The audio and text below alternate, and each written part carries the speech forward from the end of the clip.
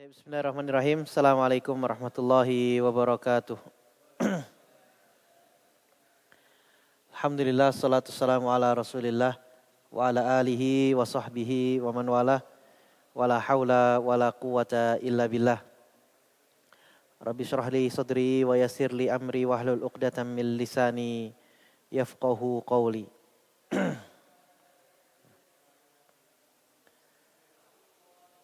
Ikhwan dirahmati Allah Subhanahu wa taala. Alhamdulillah pada kesempatan siang hari ini Allah Subhanahu wa taala masih takdirkan kita untuk melanjutkan kembali kajian rutin setiap hari Kamis siang, di mana pada kesempatan Kamis yang lalu kita membaca tafsir dari surat Al-Adiyat, yang mana di dalam tafsir surat Al-Adiyat itu disebut tentang dua perkara. Dua perkara yang harus menjadi perhatian bagi kita. Yang pertama adalah terkait dengan masalah mensyukuri nikmat Allah Subhanahu wa taala. Disebutkan innal insana li rabbih lakanud. Sesungguhnya manusia terhadap Tuhannya itu sangat kufur nikmat. Kemudian hal yang kedua,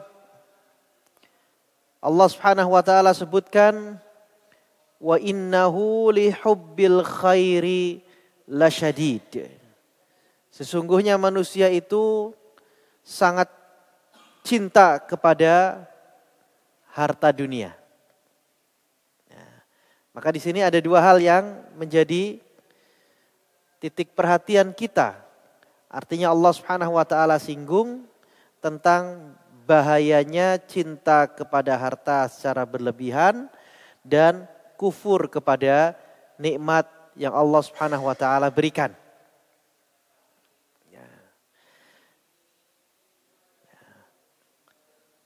Maka di sini di antara salah satu cara agar kita bisa menghindari dari dua penyakit berbahaya ini adalah dengan kita mengetahui tentang tuntunan syariat atau rambu-rambu di dalam syariat Islam, bagaimana mengelola harta benda yang kita miliki. Ini di antara salah satu cara. Nah, maka pada kesempatan siang hari ini insya Allah kita akan sedikit sharing terkait dengan tata kelola keuangan syariah. Maksudnya secara syar'i untuk pribadi dan keluarga. Nah, kalau kita bicara terkait dengan urusan yang keduniaan, maka ketika orang mengatakan mengapa keuangan itu harus direncanakan.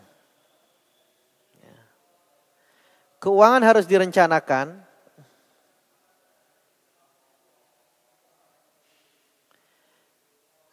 itu karena kita akan semakin lama semakin tua kan di sini. Ya. Kalau sekarang masih di usia yang produktif, ya bisa menghasilkan uang setiap bulannya, ini tidak akan terus-menerus kondisi seperti itu. Maka nanti kita akan masuk kepada usia yang tidak produktif lagi. Demikian juga kita akan menghadapi hal-hal yang membutuhkan kepada finansial.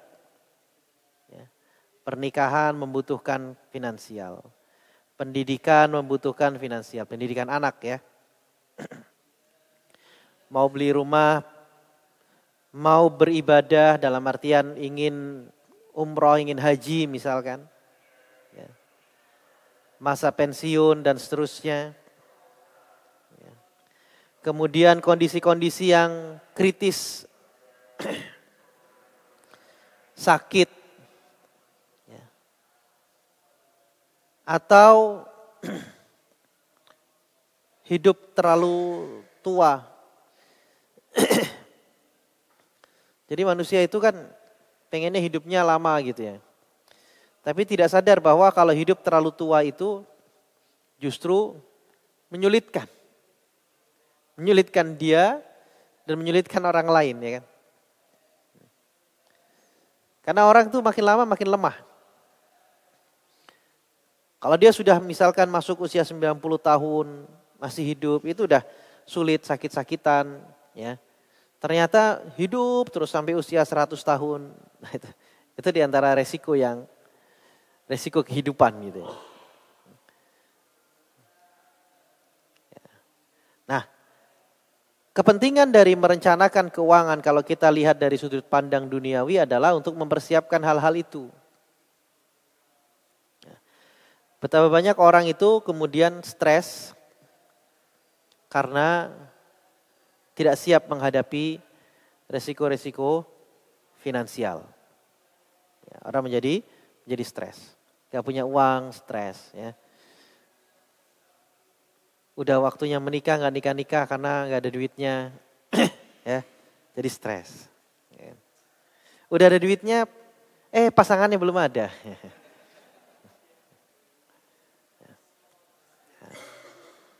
Nah, kalau kita lihat dari sabda Nabi Shallallahu Alaihi Wasallam, mengapa keuangan itu harus direncanakan?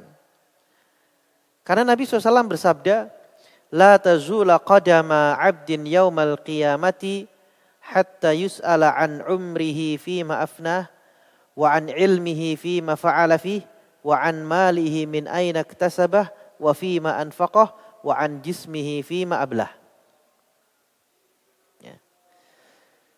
Kata Nabi SAW, tidak akan bergeser dua kaki seorang hamba pada hari kiamat hingga ditanya tentang pertama usianya. Untuk apa dia habiskan. Kemudian yang kedua tentang ilmunya. Apa yang dia amalkan dengannya. Kemudian yang ketiga tentang hartanya. Tentang harta ini ada dua pertanyaan. Min aina iktasabah wa fima anfaqah. Dari mana kamu dapat harta itu dan untuk apa kamu pergunakan harta itu? Ya. Lalu yang keempat adalah tentang tubuhnya. Untuk apa dia pergunakan tubuhnya itu? Ya. Jadi 4 pertanyaan nih. Salah satunya adalah tentang harta. Maka tidak berlebihan. Ada seorang yang soleh, ya, orang soleh berkata,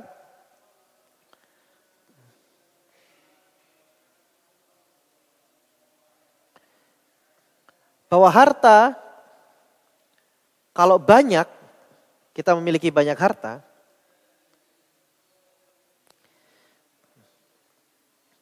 kalau harta itu haram, maka akan menjerumuskan ke dalam neraka. Kalau harta itu dari jalan yang halal, maka akan memperlama hisab. Kenapa? Karena tadi pertanyaannya min aina iktasabah. Kamu dapat hartanya dari mana? Jadi semua akan ditanya oleh Allah Subhanahu wa taala. Setelah ditanya dari mana? Ditanya, terus buat apa? Sudah dapat harta itu terus buat apa? Nah, maka di antara manfaat kita membuat satu perencanaan itu adalah untuk mempersiapkan ini. Bahwa nanti ketika di akhirat itu kita tahu kemana harta yang kita miliki itu untuk apa, tujuannya untuk apa, ya, dari mana kita dapatkan dan seterusnya. Nah, kita rencanakan harta kita karena ternyata ibadah itu juga membutuhkan harta. Untuk sholat. Sholat saja kita butuh kepada harta. Harta membeli pakaian yang menutup aurat. Pakaian yang baik. ya, yang layak untuk kita pakai untuk beribadah, itu kan butuh kepada harta. Ada ulama yang memiliki baju sangat bagus, ya, sangat bagus yang tidak pernah dipakai kecuali untuk sholat Jumat. Jadi kalau sholat Jumat bajunya pakai yang paling baik. Ini bagian dari mengamalkan firman Allah Subhanahu wa taala, "Khudzu zinatakum inda kulli masjid." Ya. Ambillah perhiasan kamu setiap menuju masjid. Ya. Nabi SAW juga demikian. Mempersiapkan pakaian yang terbaiknya untuk sholat. Karena kalau sholat itu dengan pakaian yang bagus, ya, bersih, rapi, harum misalkan, ibadahnya juga menjadi nyaman. Nah, ini sholat aja butuh pada harta. Zakat apalagi? Zakat butuh kepada harta. Puasa.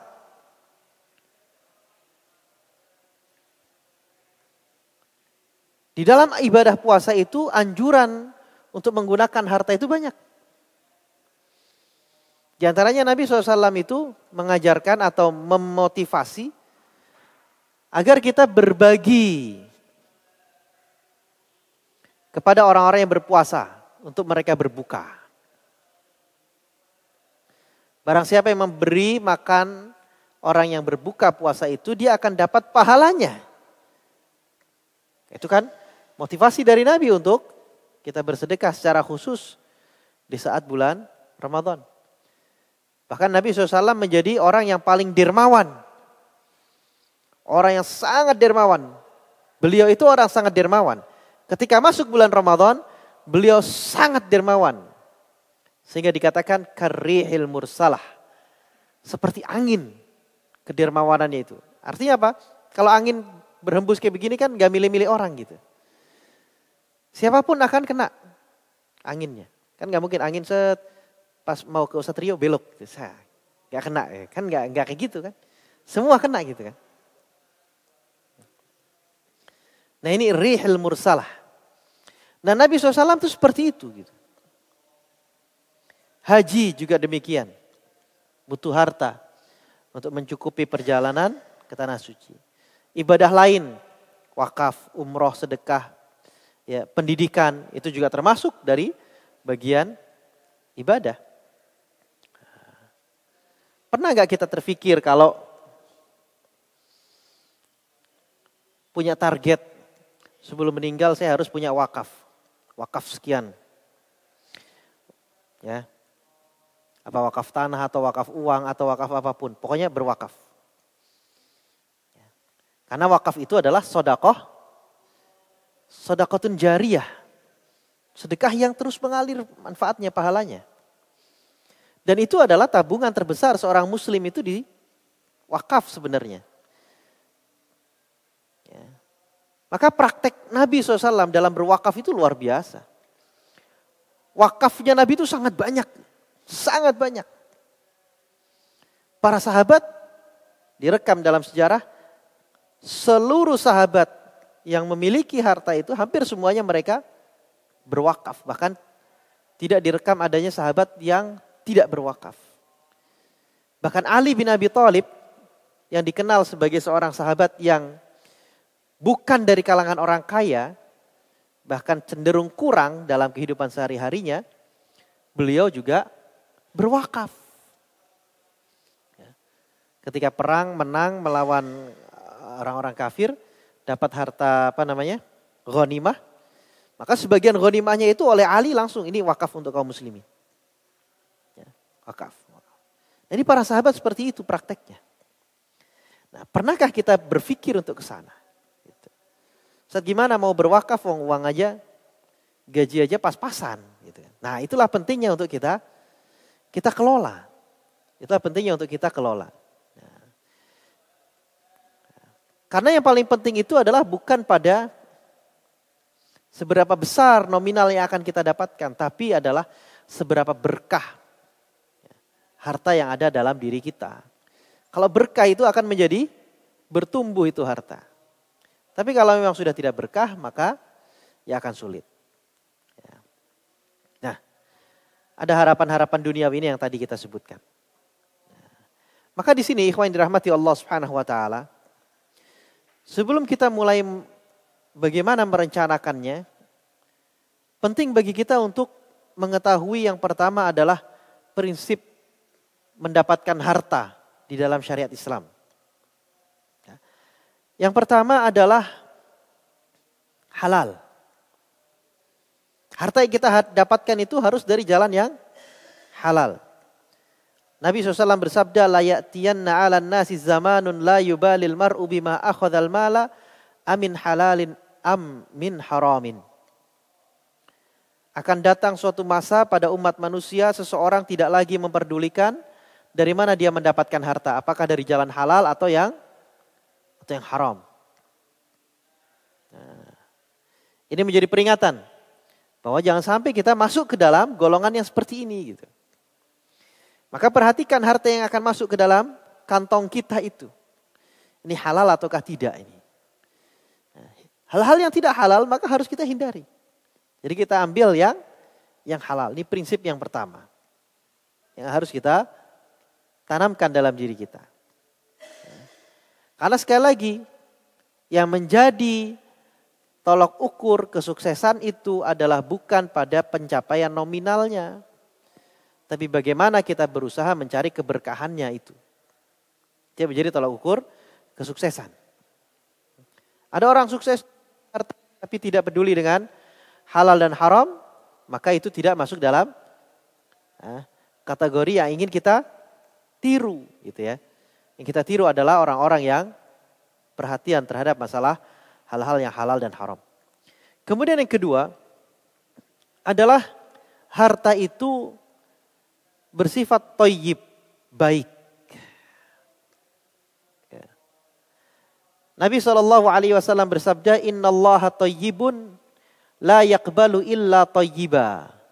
Wa innallaha amaral mu'minina bima amara bihil mursalin. Faqal, ya ayyuhar rusulu kulu minat tayyibati wa'malu salihah. Wa qal ya ayyuhalladzina amanu kulu min tayyibati ma razaqnakum. Sesungguhnya Allah itu baik dan tidak menerima kecuali yang baik. Jadi ibadah yang kita lakukan itu kalau dibangun di atas harta yang tidak baik, maka tidak akan diterima oleh Allah Subhanahu wa taala.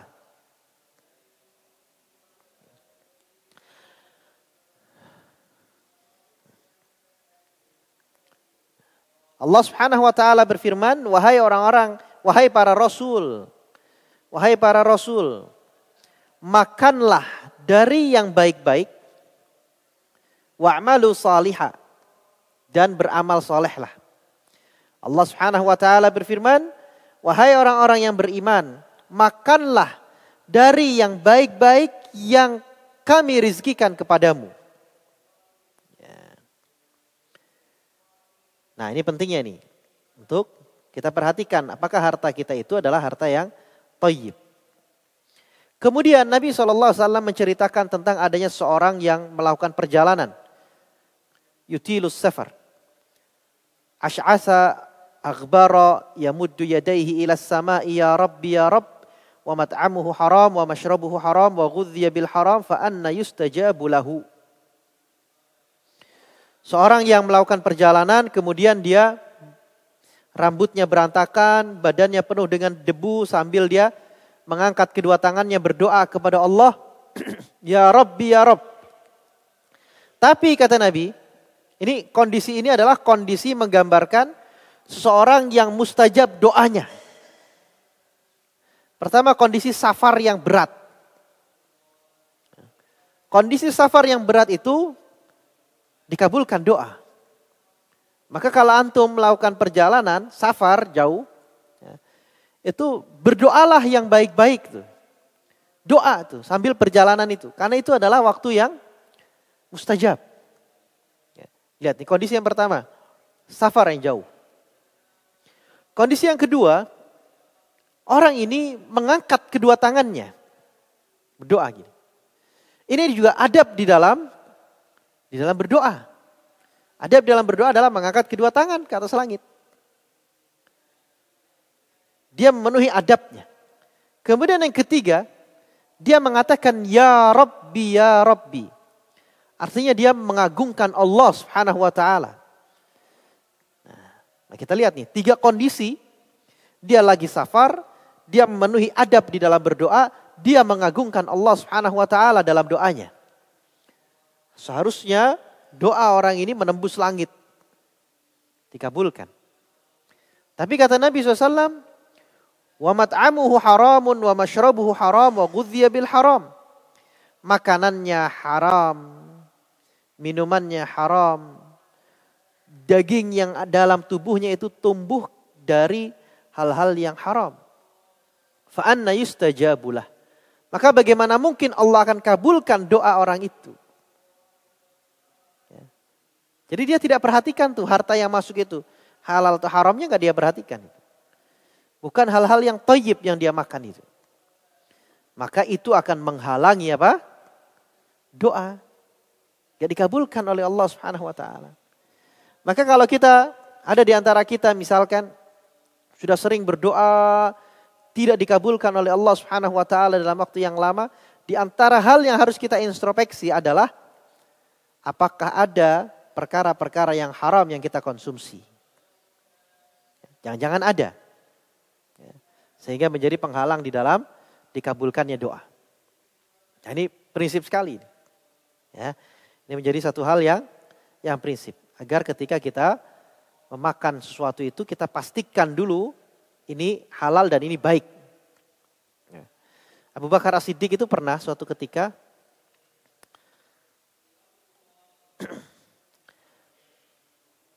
dihidangkan oleh pembantunya. Jadi Abu Bakar ini punya pembantu. Pembantunya tiba-tiba datang menghidangkan makanan.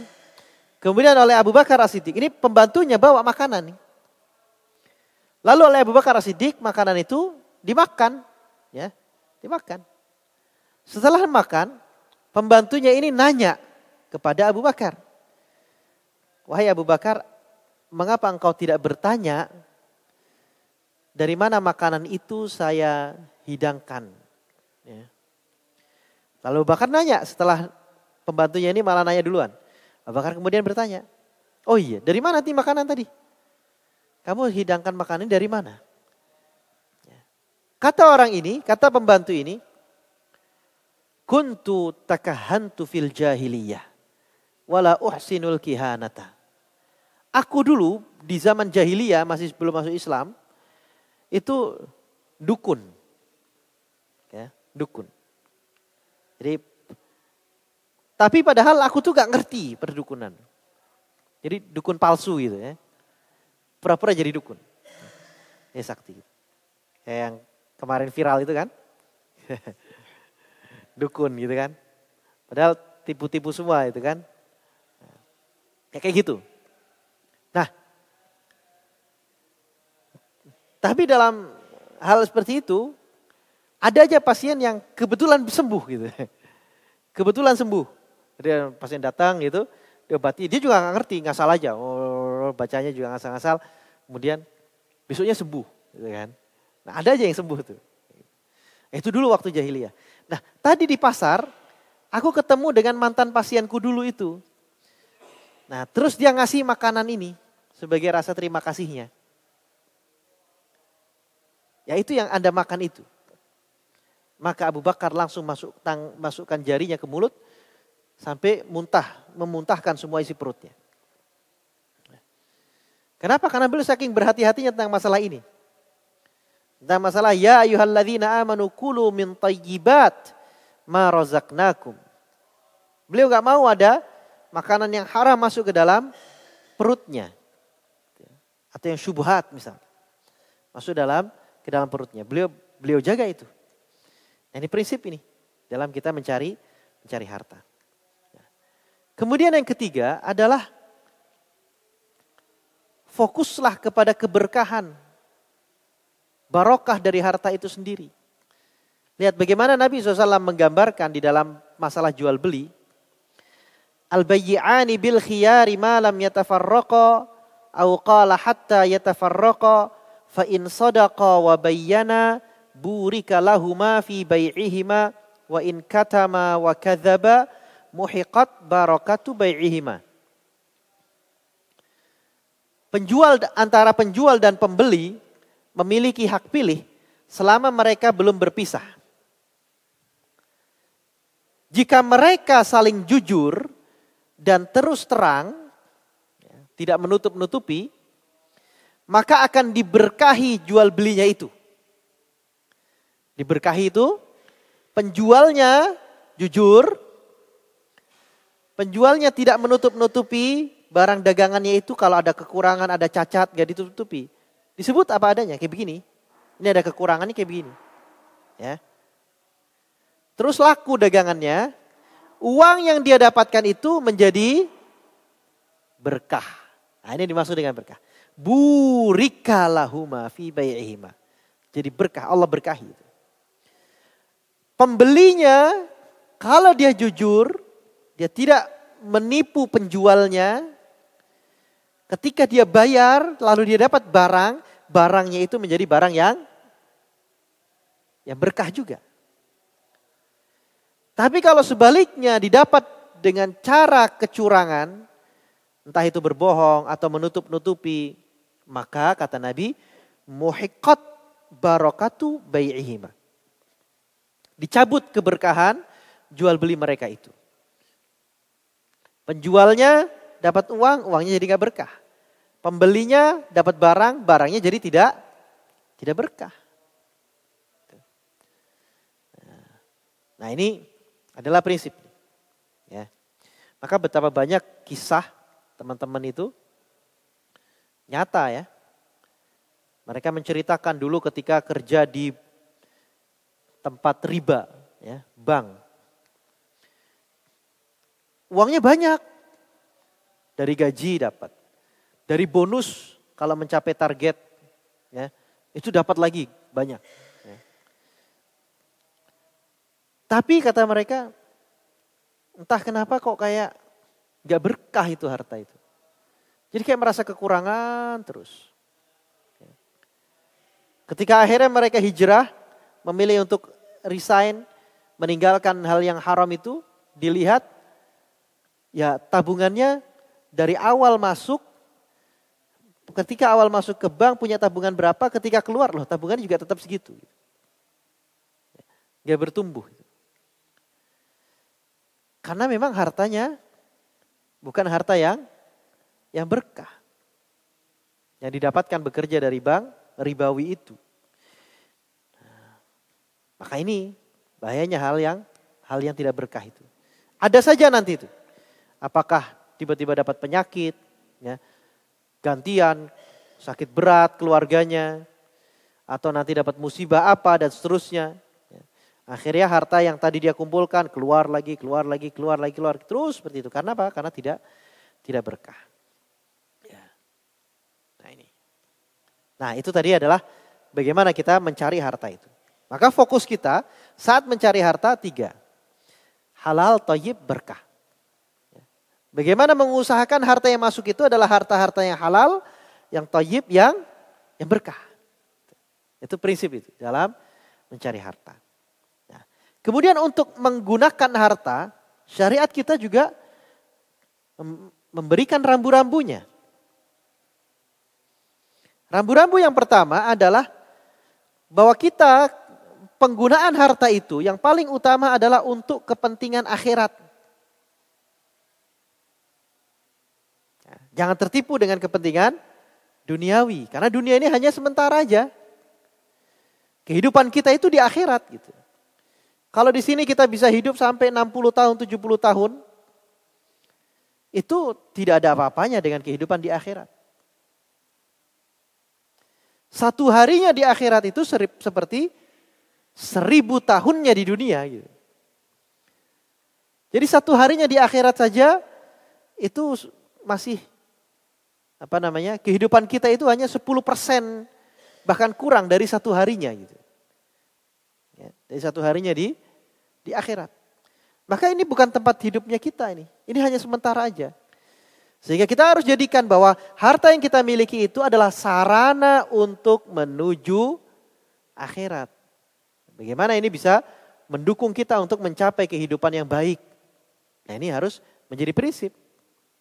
Allah Subhanahu wa taala berfirman, Qul inna rabbi yabsutur rizqa liman yasha'u min ibadihi wa yaqdiru lah wa ma anfaqtum min syai'in fahuwa yukhlifuh wa huwa khairur raziqin.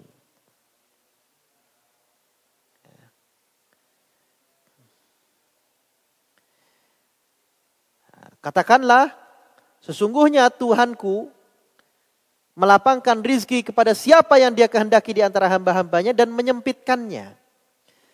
Artinya di dalam kehidupan ini pasti tadi.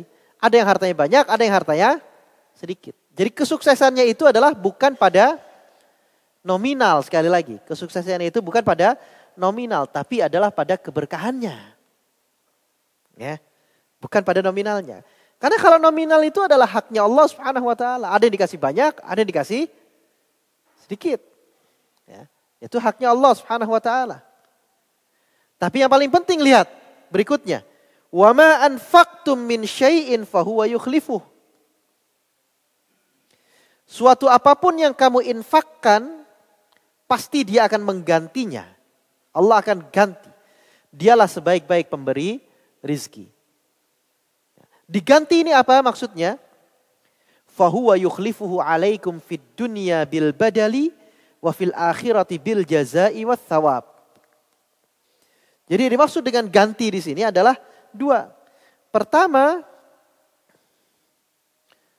Allah akan ganti dengan yang di dunia ini juga. Kita keluarkan harta nih untuk infak, untuk sedekah. Jangan berpikir, wah ini akan mengurangi nih. Ya. Dalam laporan keuangannya, ini adalah pengeluaran. Namanya sedekah, pengeluaran. Ya. Iya, memang secara matematika manusia kayak gitu pengeluaran. Tapi Allah akan ganti itu nanti.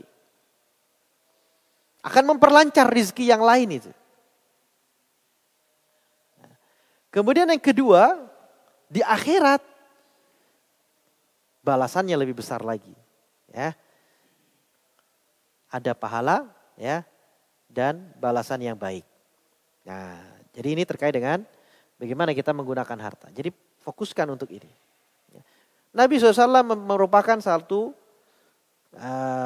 panutan kita yang mengamalkan, yang sudah sangat sempurna pengamalannya terkait bagaimana menjadikan kepentingan akhirat itu nomor satu. Dalam riwayat itu Nabi pernah tidak punya makanan sampai keluar rumah. Dalam riwayat malah dikatakan perutnya itu diganjel dengan batu. Nahan laparnya. Aisyah pernah menyebutkan bahwasanya Nabi SAW itu di rumah tangganya Nabi SAW itu tidak pernah kenyang dengan makanan selama 3 hari berturut-turut. Jadi dalam 3 hari itu ada aja satu harinya Nabi gak makan. Nah, kalau kita kan alhamdulillah setiap hari ada makanan terus. Kita bisa kenyang terus setiap hari. Nabi itu pernah seperti itu. Dan kondisinya seperti itu kehidupannya. Apakah Nabi gak punya harta? Loh punya. Nabi punya harta. Hartanya Nabi wakaf-wakafkan. Itu kepentingan akhiratnya. Setiap Idul Adha berkurban itu. Nabi SAW itu kurbannya dengan 2 ekor kambing yang besar. 2. Bikabsyaini amlahaini. 2 ekor kambing jantan yang punya tanduk melengkung itu. 2 ekor. Berarti kan punya harta kan. Kalau di kita ya, melihat ada orang yang kalau kurban itu 2 ekor kambing besar jantan. Ya mungkin harga 1 ekornya berapa? Bisa 10 juta mungkin. Ya. Kambing Garut tuh berapa Pak Haji? Ya, oh ini. Berapa Pak Teten? 3 jutaan mah kecil. Ya. Yang jantan. Yang jantan yang ada tanduknya tuh. 10-an kan? Berarti 2 itu 20 juta. Jadi kurbannya itu 20 juta Nabi SAW itu. Jadi kalau dibilang miskin ya, beliau punya harta ini 20 juta tiap tahun gitu kan. Untuk kurban tapi. Kalau untuk kepentingan dunianya ya rumahnya seperti itu, sederhana sekali. Ya. Hidupannya sangat sederhana sekali, tapi untuk ibadah tidak. Nabi kalau nikah, nah ini yang belum nikah nih. Alhamdulillah anak udah nih.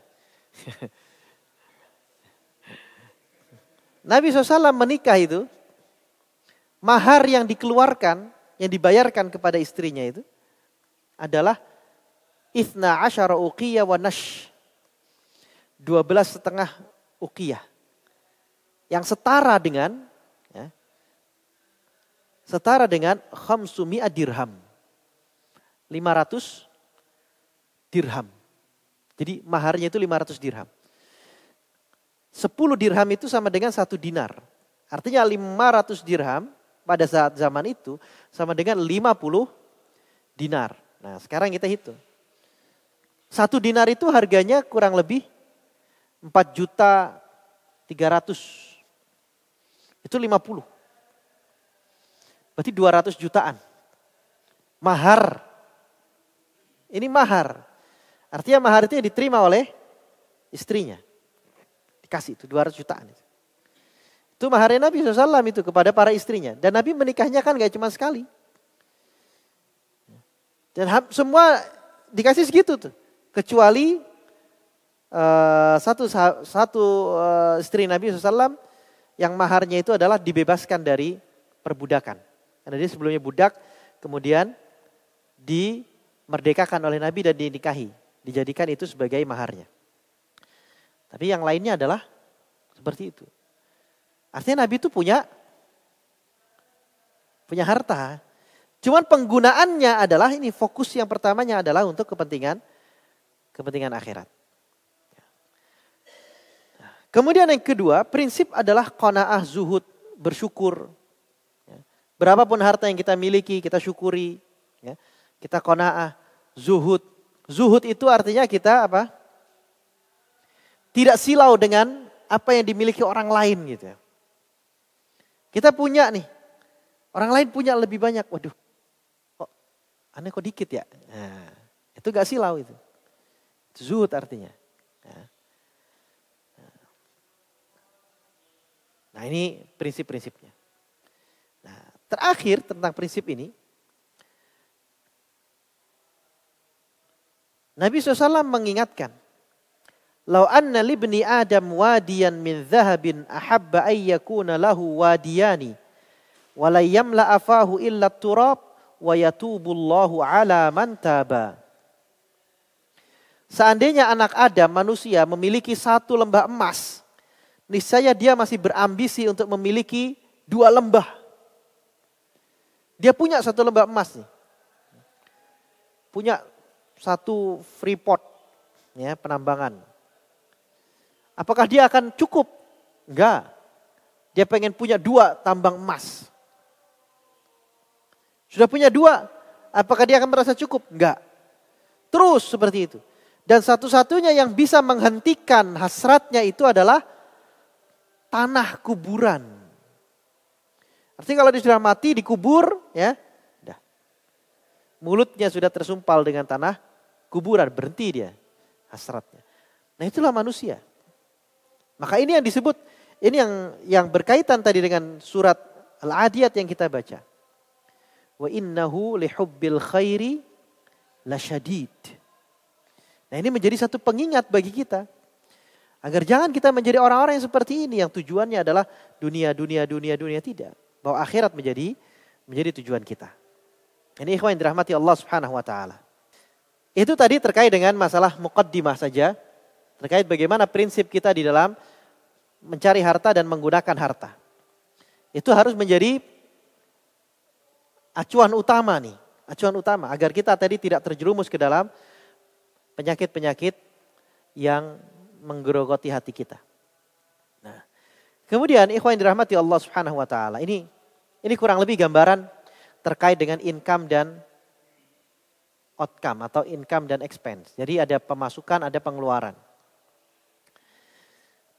Kalau pemasukan itu ya ada pemasukan yang tetap sifatnya, ada pemasukan yang tidak tetap. Contoh pemasukan yang tetap itu gaji bagi kita ya, pekerja di sini. Pemasukan tetap itu adalah gaji. Pemasukan tidak tetap misalkan adalah THR. Itu kategorinya tidak tetap.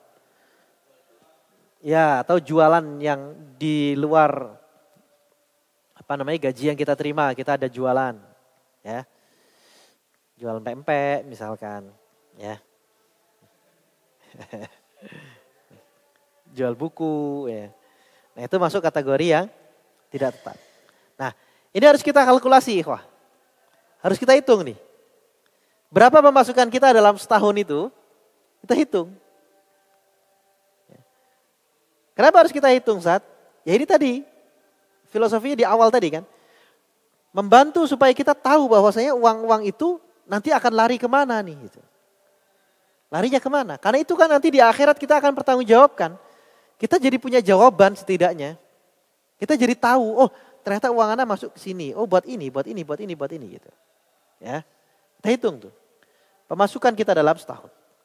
Kemudian pengeluarannya. Ada pengeluaran yang sifatnya sehari-hari. Ada mungkin untuk cicilan utang. Ya.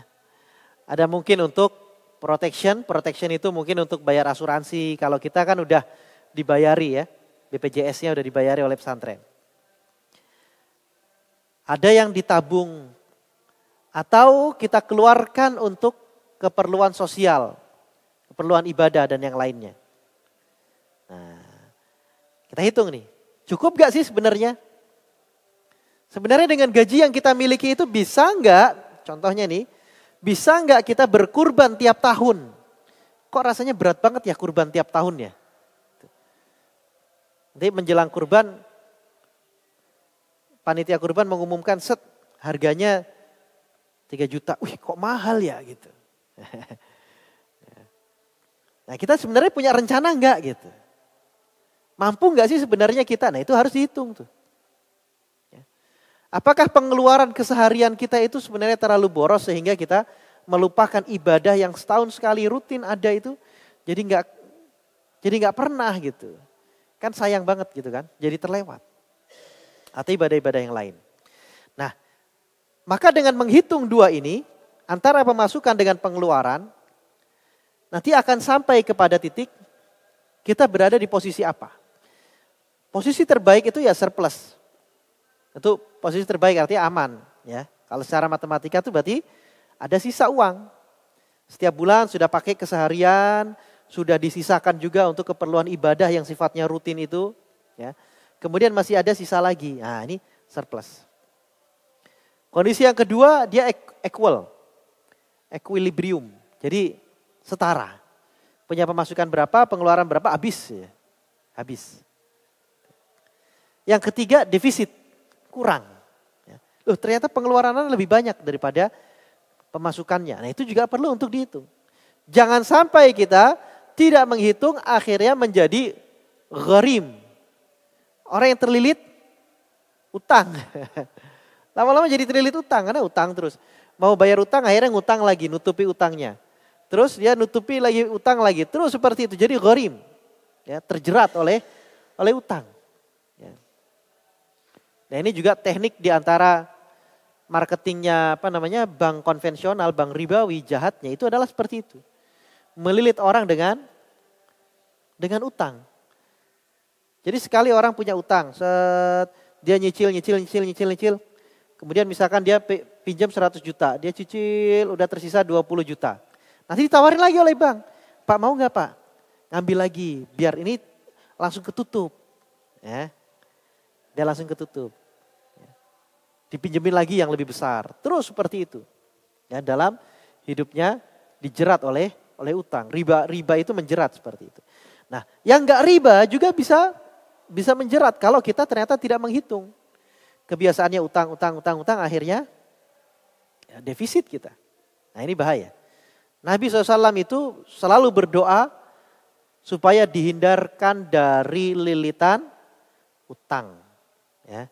Itu doa yang sering diucapkan oleh Nabi. Lalu ditanya oleh sahabat, kenapa wahai Rasulullah engkau berdoa seperti itu? Kata Nabi SAW, sungguhnya seseorang kalau sudah berhutang, dia itu apabila berkata dia akan berdusta, apabila berjanji dia akan mengingkarinya. Itu orang yang sudah kebiasaan utang. Minjem dong, besok deh saya bayar, besoknya hilang. Udah kebiasaan tuh jadi kayak gitu tuh. Nah, pertama pengeluaran rutin dulu. Pengeluaran rutin itu kita bagi menjadi 3. Nah, ini masing-masing aja dari kita ngitung sendiri. Pengeluaran rutinnya itu apa aja? Ada yang sifatnya dzaruriyat, ada yang hajiyat, ada yang tahsiniyat. Istilahnya primer, sekunder, tersier.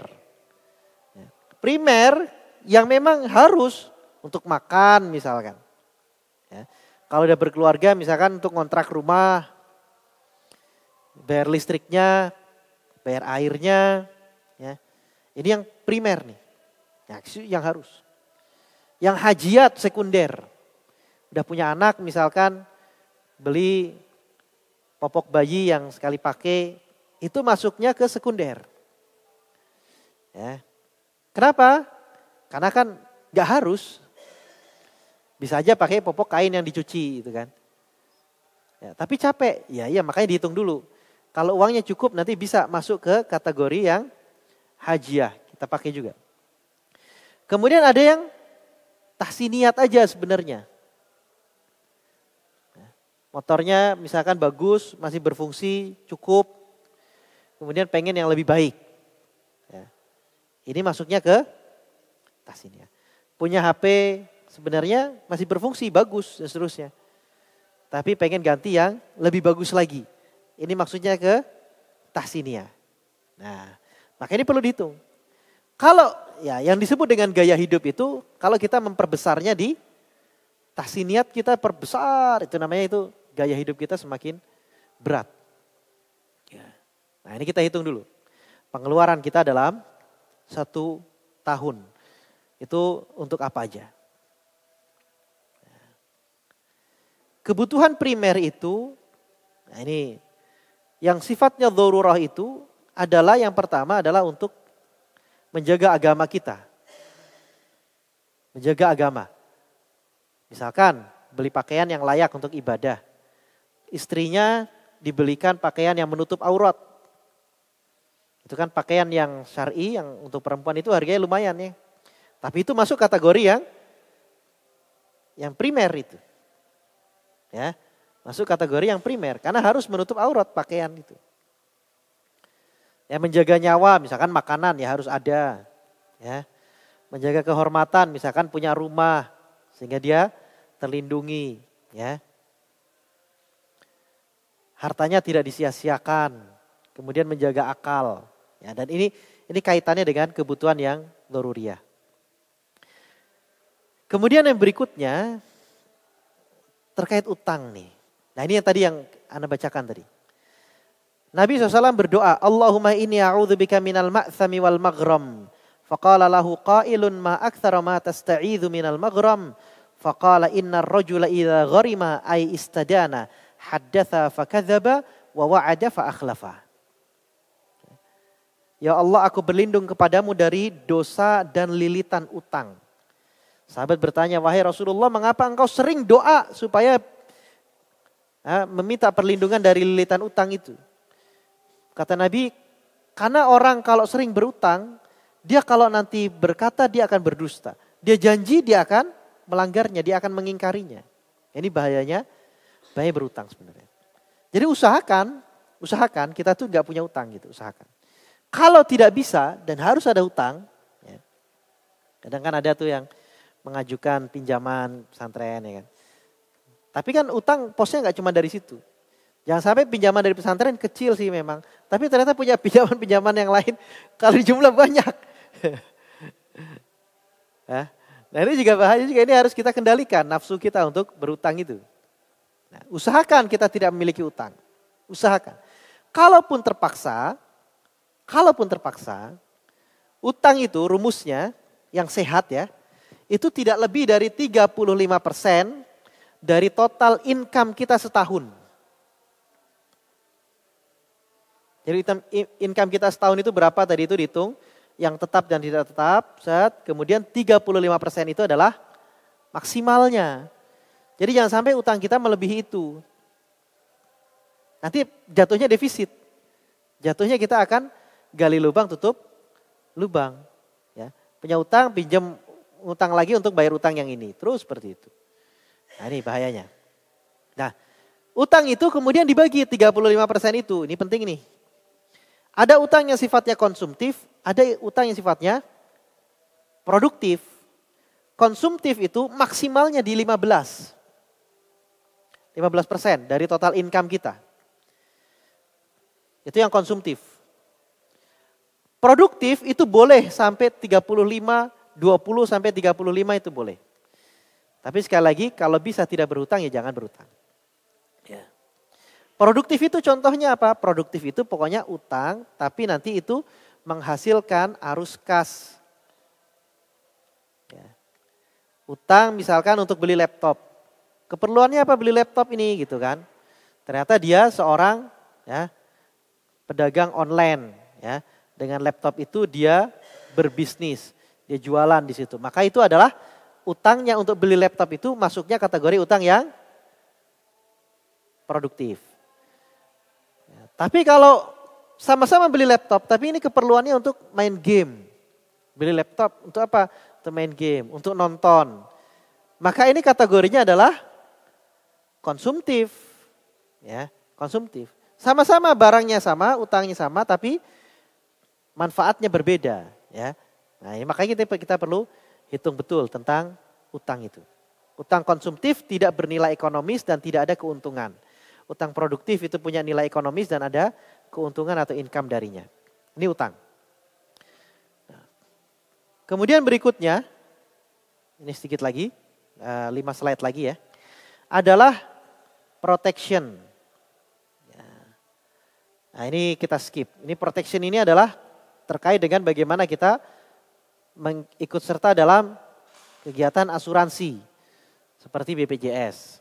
Fungsinya apa? Fungsinya kan ya manfaatnya akan kita rasakan kalau pas sakit. Kalau enggak ya enggak gitu kan. Nah maka ini adalah ya memang untuk ada pos pengeluaran yang harus Alhamdulillah di pesantren di Andalus sudah dibuatkan itu. Nah sehingga yang belum segera datangi Pak Dede. Buat. Ini penting.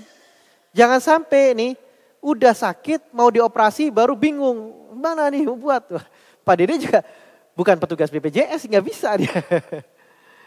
Ya, nggak akan punya solusi gitu kan. Harusnya dari jauh-jauh hari sudah didaftarkan. Maka jangan malas untuk daftarin. Ini penting sekali nih protection ini. Ya. Orang nggak akan tahu gitu. Sekarang sehat-sehat aja nggak akan tahu kita kapan sakitnya gitu ya. Nah maka ini penting. Ikutkan. Ya alhamdulillah nih pesantren sudah berbaik hati memfasilitasi semua karyawan difasilitasi BPJS Kesehatan. Maka daftarkan tuh Pak Dede itu. Yang belum segera datangi. Cepat Pak Dede kalau ngurus. Daftar perlengkapan persyaratannya lengkap. Udah. Ya. Sekali klik dia langsung jadi. Nah, kemudian yang berikutnya adalah pos hari tua. Apa yang dimaksud pos hari tua? Tentu kita tidak dalam masa produktif terus menerus. Ada nanti masa-masa kita sudah tidak produktif bekerja lagi. Masa pensiun lah istilahnya. Ketika kita menghadapi masa pensiun, saat kita pensiun, kita tuh punya simpanan harta yang bisa kita gunakan ya, menikmati masa tua kita dengan tidak memberatkan anak cucu misalnya. Ketika tidak punya, misalkan orang banyak ya kita dapati orang kebingungan udah tua, udah nggak punya harta, ya, hidupnya numpang-numpang ke anaknya. Karena dulu ketika masa mudanya dia juga menyia-nyiakan orang tuanya, ketika dia tua, dia disia-siakan oleh anaknya. Ini kan kasihan. Ya. Hidupnya berpindah-pindah dari rumah anaknya ke rumah anaknya yang lain. anaknya cuek dan seterusnya. Ya. Maka jangan sampai seperti ini. Ya. Sehingga di antara satu hal yang kita siapkan adalah kita memiliki kemandirian ekonomi di saat kita menghadapi hari tua. Ya. Nah maka gimana? Ya caranya adalah investasi. Sisihkan 10% setiap bulan dari penghasilan kita, 10%-nya itu sisihkan. Masukkan untuk pos hari tua. Ya. Di mana ditabung atau gimana saat diinvestasikan, bukan ditabung. Beda antara menabung dengan investasi ya. Kalau nabung itu kita naruh harta kemudian dibiarin kan. Kalau investasi itu aset kita itu dijadikan bekerja, jadikan produktif. Sehingga berkembang hartanya. Nah ini. Kemudian yang berikutnya, ini penting. Adalah sediakan dana darurat. Sediakan dana darurat. Kita nggak ada yang tahu nih kapan akan mengalami masa kondisi-kondisi yang darurat. Sehingga dari uang yang kita dapatkan itu tiap bulan, kita sisihkan tuh. Setiap bulan kita sisihkan. Untuk apa? Bukan untuk financial goals, belum nanti. Ya. Tapi untuk dana darurat dulu. Jadi kita sisihkan, masukkan ke pos dana darurat. Dana darurat itu harus disimpan di tempat yang aman, yang mudah untuk dicairkan. Ya paling gampangnya adalah masukkan ke akun bank syariah kita. Kita punya rekening bank syariah, masukkan ke sana. Berapa jumlahnya yang dianjurkan? 3-6 kali pengeluaran bulanan. Kalau yang sudah berkeluarga berarti 6 kali pengeluaran bulanan minimalnya. Yang masih jomblo bolehlah 3 kali pengeluaran bulanan. Jadi kalau dalam sebulan pengeluarannya 1 juta, berarti dia punya saving 3 juta. Ya. Rekeningnya itu harus ada 3 juta itu. Itu dipakai untuk apa? Nanti kondisi-kondisi darurat. Kalau pengeluaran tiap bulannya kita misalkan 3 juta dan sudah berkeluarga berarti kali 6. Kita punya tabungan 18 juta. Nah ini jumlahnya segitu aja nggak usah banyak-banyak. Sudah punya nih. Kemudian berikutnya mulai saving untuk pos hari tua. Sudah ada savingnya kemudian baru kita berpikir untuk financial goals. Ya, mau punya rumah kah atau apa dan seterusnya. Nah, ini. Nah, jadi tahapannya itu kita tidak terburu-buru. Ya. Kemudian yang terakhir adalah kita sisakan dan harus ada dari uang yang kita dapatkan itu untuk keperluan-keperluan zakat, sedekah, wakaf dan seterusnya. Ya. Sehingga kesimpulannya ini komposisi yang dianjurkan. Pos belanja itu di kisaran angka 35%. Ya. Pos belanja itu 35% dari pemasukan kita. Untuk utang itu juga sampai ke angka 35%. Kalau kita tidak punya utang ya, dan ternyata pos kebutuhan belanja kita nggak cukup kalau 35% bisa pakai ke sini. Ya, dilebarkan dari pos utangnya itu. Kemudian untuk asuransi, ya ini karena tidak ada juga aman berarti ini bisa dimasukkan ke dalam pos investasi. Ya. Bisa dimasukkan ke pos investasi karena asuransi kita sudah di cover oleh pesantren. Zakat, infak, wakaf kita poskan.